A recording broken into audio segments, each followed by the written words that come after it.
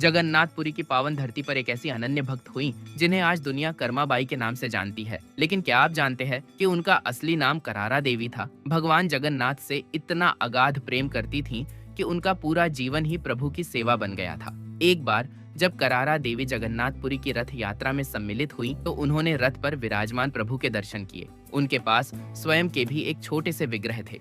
उन्हें देखकर करारा देवी के मन में भाव आया, मेरे ये जो जगन्नाथ है ये उस रथ वाले जगन्नाथ से भी कहीं अधिक सुंदर है।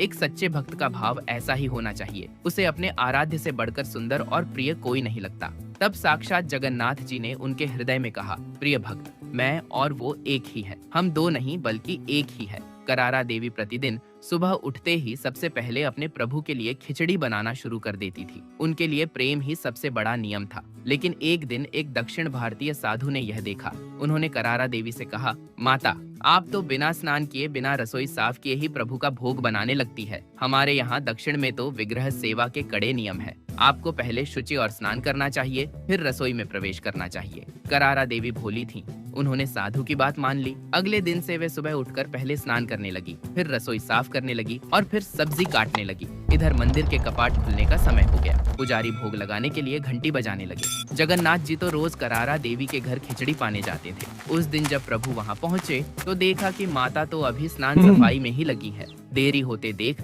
जगन्नाथ जी व्याकुल होने लगे। जब खिचड़ी बनी तब तक मंदिर की घंटी बज चुकी थी। प्रभु ने जल्दी जल्दी खिचड़ी खाई और बिना हाथ मुंह धोए ही मंदिर की ओर दौड़े ताकि समय पर वेदी पर विराजमान हो सके। जब मंदिर के पट खुले तो पुजारियों ने देखा कि जगन्नाथ जी के मुख और हाथों पर खिचड़ी लगी हुई है। सब चकित रह गए। प्रभु, आपने भोग लगने से पहले ही क्या खा लिया? तब जगन्नाथ जी ने मुस्कुराकर कहा, मैं रोज अपनी भक्त करारा देवी के पास खिचड़ी खाने जाता हूँ। आज तुम्हारे किसी साधु ने उन्हें नियमों की पट्टी पढ़ा दी, जिससे खिचड़ी बनने में देर हो गई। मैं उनसे बार बार कह रहा था, जल्दी कर माँ, जल्दी कर माँ। इसी कारण मुझे भाग कर आना पड़ा और मैं हाथ भी नहीं धो पाया। प्रभु के मुख से जल्दी कर माँ शब्द सुनकर भक्तों ने करारा देवी का नाम कर्माबाई रख दिया। भगवान को कर्माबाई के हाथ की खिचड़ी इतनी प्रिय थी कि आज भी जगन्नाथ मंदिर में सुबह सबसे पहले कर्माबाई की खिचड़ी का भोग प्रभु को लगाया जाता है। भगवान केवल भाव के भूखे होते हैं, वे नियमों के नहीं बल्कि प्रेम के बंधन में बंधते हैं।